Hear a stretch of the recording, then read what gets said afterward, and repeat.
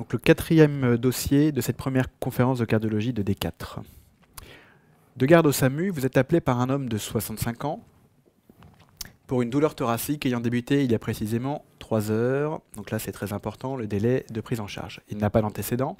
La douleur a débuté après un énervement au téléphone. Il s'agit du premier épisode de ce type. À votre arrivée, la douleur persiste malgré la prise de paracétamol. Vous réalisez l'électrocardiogramme suivant, qu'on va voir juste après.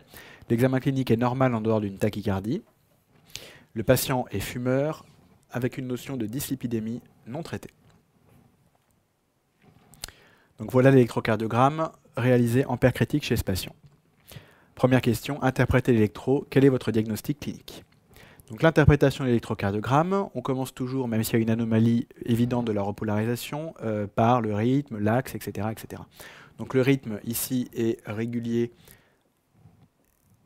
à 300, 150, à peu près 100 par minute, sinusal. On voit une onde P devant chaque QRS. Tous les QRS sont précédés d'une onde P. L'axe, les QRS sont positifs en D1 et positifs en AVF, il est normal.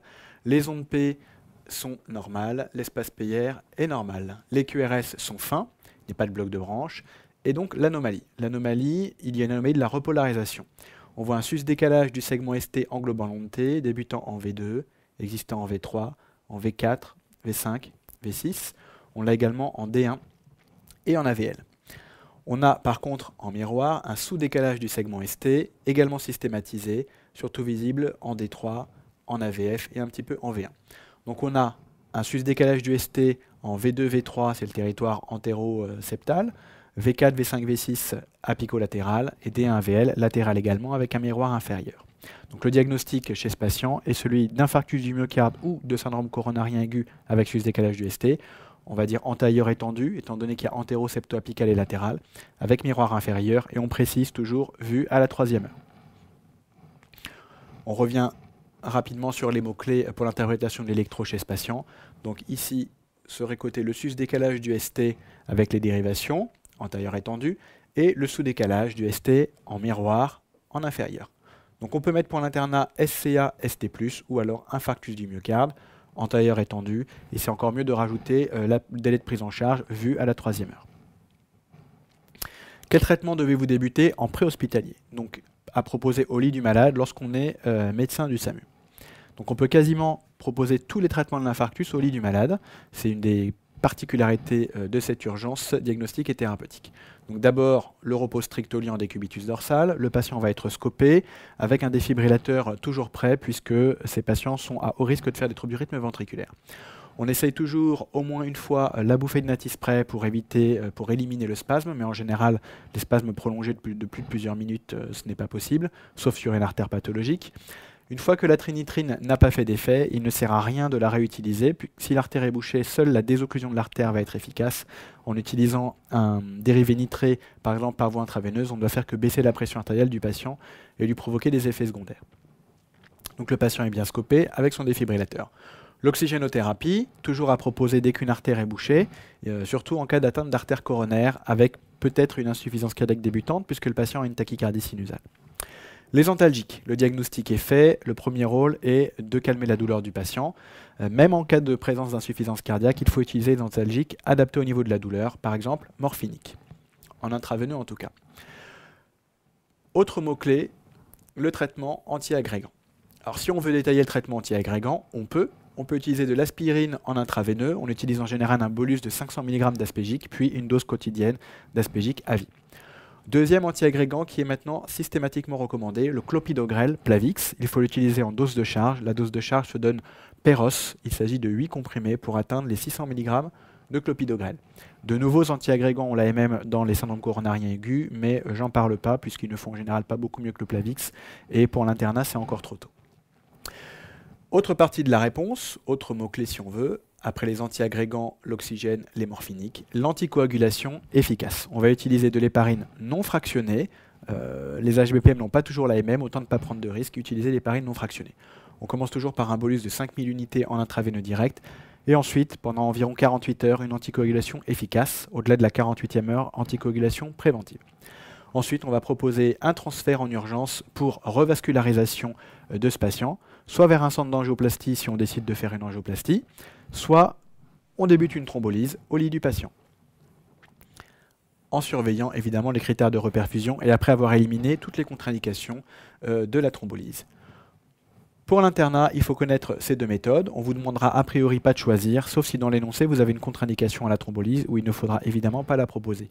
En gros, tout infarctus compliqué d'insuffisance cardiaque, de choc, d'une complication mécanique doit être préférentiellement emmené en centre d'angioplastie pour avoir une coronarographie en urgence, pour avoir une contre-pulsion et la coronarographie à visée thérapeutique. La thrombolyse sera indiquée si l'angioplastie n'est pas faisable dans les 2 heures, ou si on est dans la première partie de l'infarctus, dans les premières heures de l'infarctus, les 2 premières heures, et que l'angioplastie n'est pas faisable dans les 90 minutes. Question suivante, justement, on va redétailler quelles sont les possibilités de traitement de l'artère responsable et comment choisir. Donc 2 possibilités de traitement, l'angioplastie en urgence au décours d'une coronarographie diagnostique et thérapeutique. Donc là, il faut un centre entraîné, ouvert 24 heures sur 24 et habilité à recevoir les urgences cardiovasculaires. Et on va la préférer si elle est faisable dans les 2 heures qui suivent le contact médecin-malade. Si le patient a mal depuis 3 heures et que l'angioplastie est faisable dans les 2 heures, on arrivera donc à la 5e heure de l'infarctus pour la faisabilité de l'angioplastie.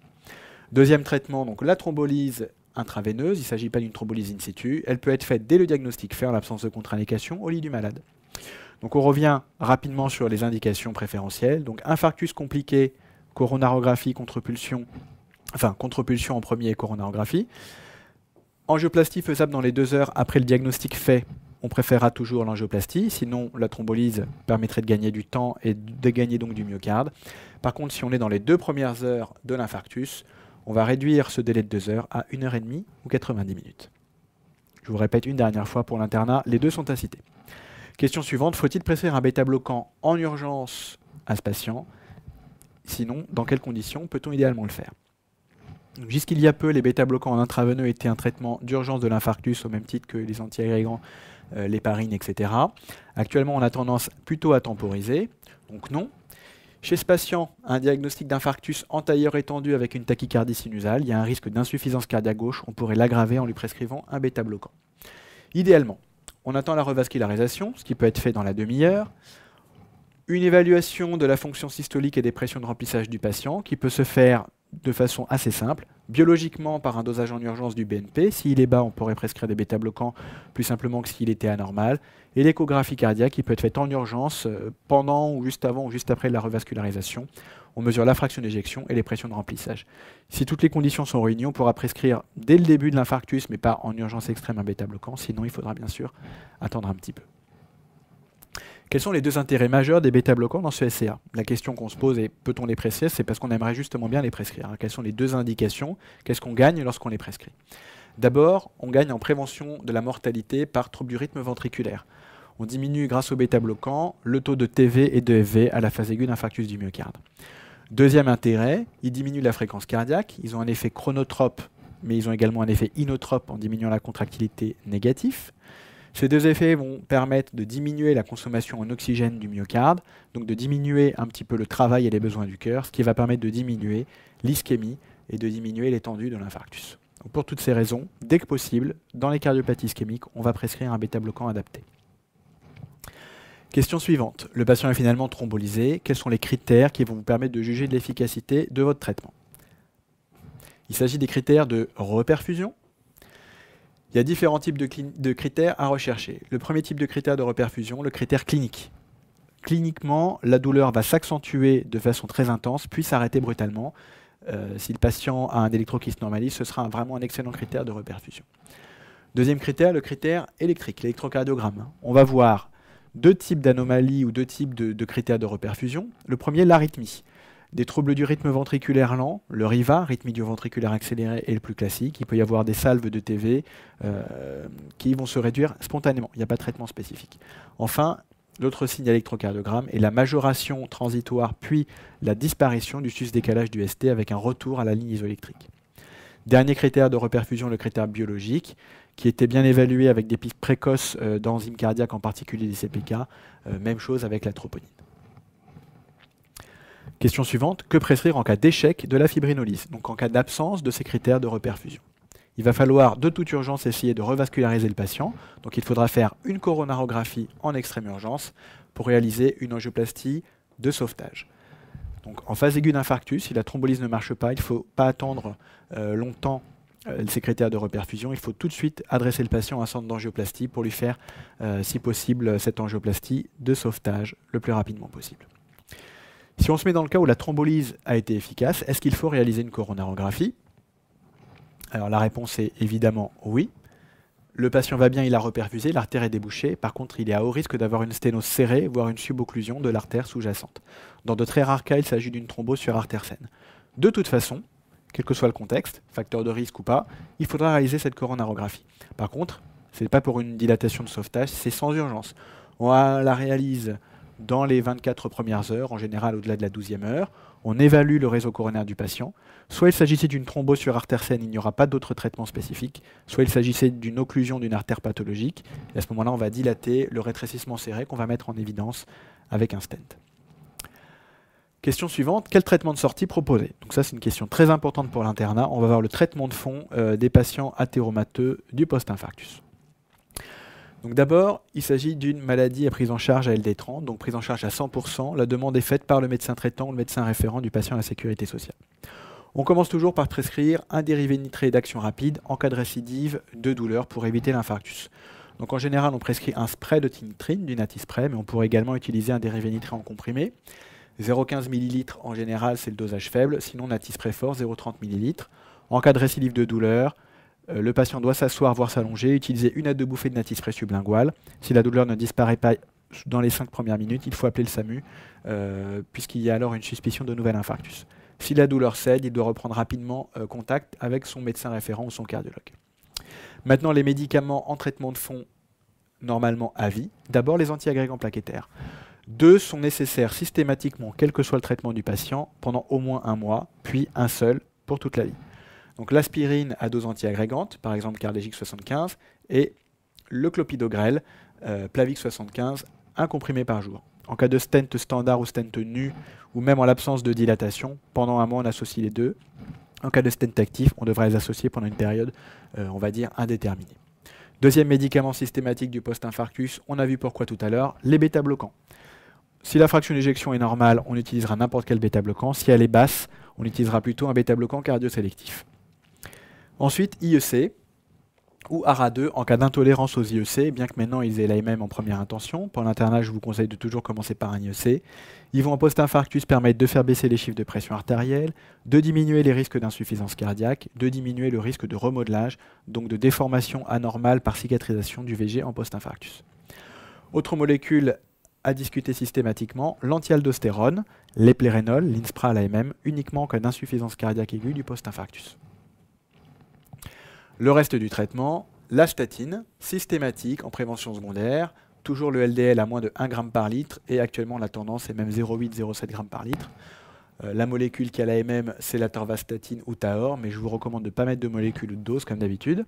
Donc la statine est vraiment systématique, même si le bilan lipidique est normal initialement. Une dernière molécule à l'AMM en post-infarctus, surtout chez les sujets jeunes, surtout si l'infarctus est étendu, les oméga 3, la molécule ayant l'AMM est l'Omacor, il s'agit d'huile de poisson en gélule, ça diminue l'effet arythmogène des infarctus du myocarde.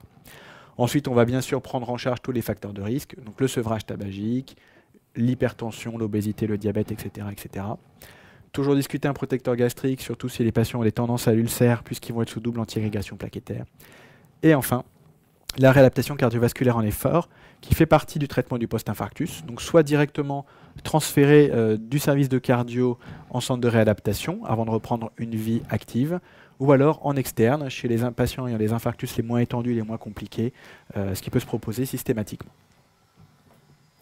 En conclusion, on a vu dans ce dossier la prise en charge typique, classique, actuelle d'un syndrome coronarien aigu avec sus-décalage du ST, ainsi que le traitement de fond du patient ayant fait un infarctus. Alors, il s'agit du même traitement de fond quasiment, après un angor stable, après un angor instable, donc c'est vraiment bien à connaître.